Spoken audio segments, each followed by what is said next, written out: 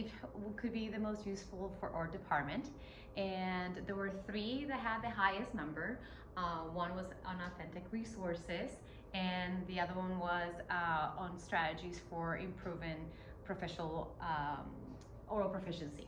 So today what I'm going to do is I'm going to dedicate my presentation to addressing that need, the need of us talking about why is it important that our students reach oral proficiency. What kind of strategies can we implement in our classrooms and activities? So what I'm going to do today is we're going to go over those strategies. Hopefully you will leave today with some activities, new activities that you can implement in your class with your students. So the first thing we're going to talk about is our objective for today. The objective for today is to understand why is it important for students to reach oral proficiency, and then strategies that we can implement to achieve this. Before we get into this, I would like you to tell me, I know we all know what oral proficiency is, but I would like you to tell me what you think oral proficiency is. So I'm gonna give you a minute for you to type it in. Please scan the QR code and answer the question in just a few words, and then we'll move on.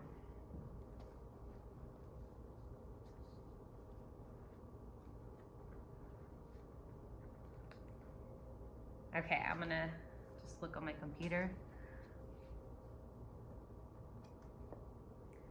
Okay, being able to communicate, be able to communicate accurately, being able to speak without making any mistakes, being able to talk to others,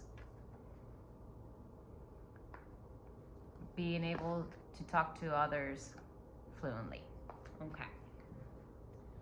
Let's see, oral proficiency is the ability to communicate verbally in a functional and accurate way in the target language. And this is what we want our students to be able to communicate with the others and express themselves in an accurate way. Before we move, and someone said something about speaking fluently, let's talk about the difference between oral proficiency and oral fluency. Oral proficiency is like we said, the ability to communicate accurately, and oral fluency is the ability to speak smoothly. For example, I'm teaching a native speakers class this year, and a lot of my students are fluent, but are not oral proficiency. They're able to communicate with no problem, express themselves without really thinking. However, their grammar, their sentences are not correct. So with my students, I have already reached oral fluency. However, I am trying to reach oral proficiency with them. In our lower classes, we're trying to do both, right? We're trying to reach oral proficiency and also fluency. Today, we're just going to focus on how to improve oral proficiency. Actual proficiency levels. We already know when we assess in oral assessments, we use actual proficiency levels. So we're already kind of familiar with these. We know for all of us that we teach 1 and 2, our students are going to be on a novice level. Remember, it's low and high. If some of our students in 2 might be in a low intermediate, or higher achievers in Spanish 2, they go into an intermediate high, but this is very rare, as you know. And then our Spanish 3s or Spanish 4s are usually between an intermediate and sometimes an advanced. I teach Spanish speakers, so a lot of my students are between an advanced and a superior. However, I still have some intermediate. And remember, we do low or high as well. So when we assess our students, it's very important that we pick activities that are in our students' proficiency level. Because we're going to talk about a little more about some of the difficulties that we have with some of our students, and one of them usually is because we don't have activities or strategies that are at their levels. So I'm going to show you, I know we're all familiar with them, but I'm going to show you 3 different people talking about different things in their different levels. We're going to start with a speaking novice. Bueno, y con los niños dices que preparas la comida. ¿Qué tipo de comidas tú preparas para ellos? Pizza. ¿Pizza?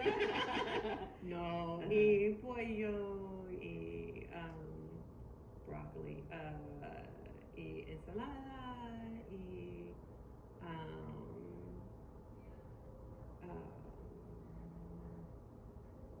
refritos, más o menos. Y uno de mis hijos le gusta quesadillas. She's a novice, right? She can communicate. Try to make a sentence. However, her answers were just single words, right? So she will be probably on a novice mid-range, I would say. Then let's see. Just pause this really quick. Y con los niños. An advance.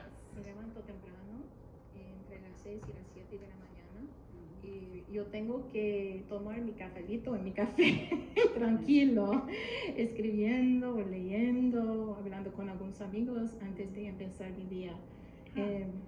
Algunos días empieza así, otros días prefiero hacer ejercicios antes de trabajar, poco después de levantarme, y yo hago eso por la mañana. Empiezo trabajando como a las 9. She is an intermediate. She can create with language, ask and answer questions, which we don't see in the video, but she has no problem talking and handling the situation after that person asks that question.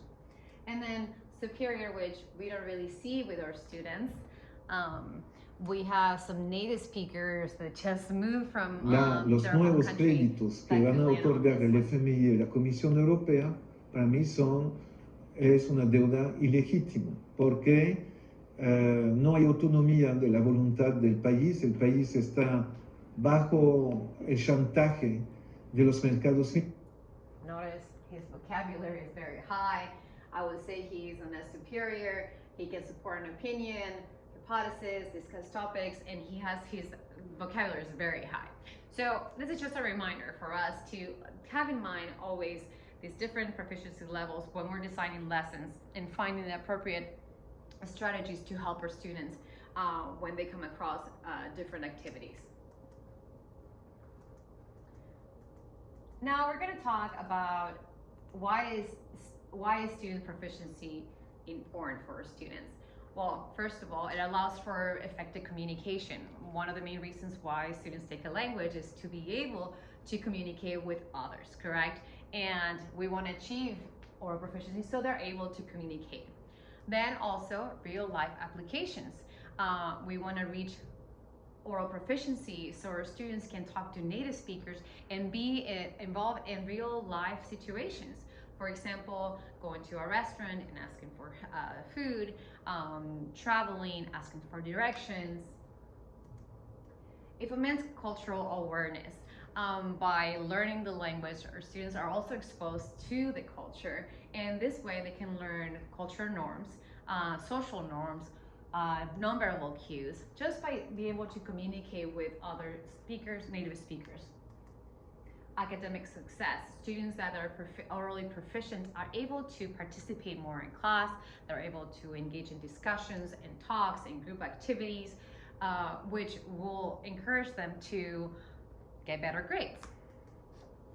Cognitive development. We know that learning a new language helps our brains, it helps it grows. Memorizing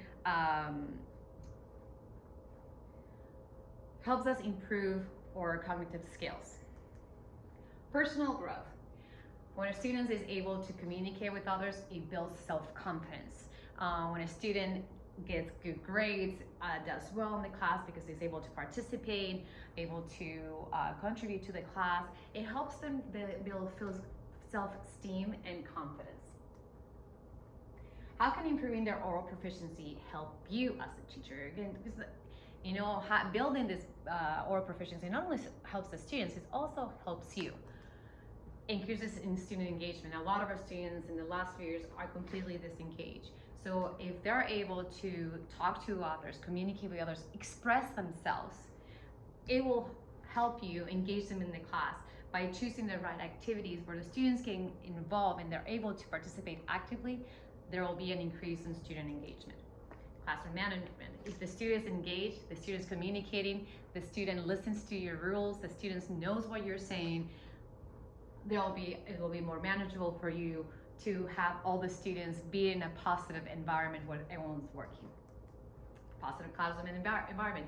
If a student feels that they can express themselves in the class, and it builds a positive environment, an atmosphere where encourages students to become involved in the class. Better student academic outcomes. We've talked about it, like for a student, if a student's able to participate, increases their engagement, a student's gonna do well. And therefore that will allow you to incorporate more activities that are a little more complex than the ones that you're doing, because they're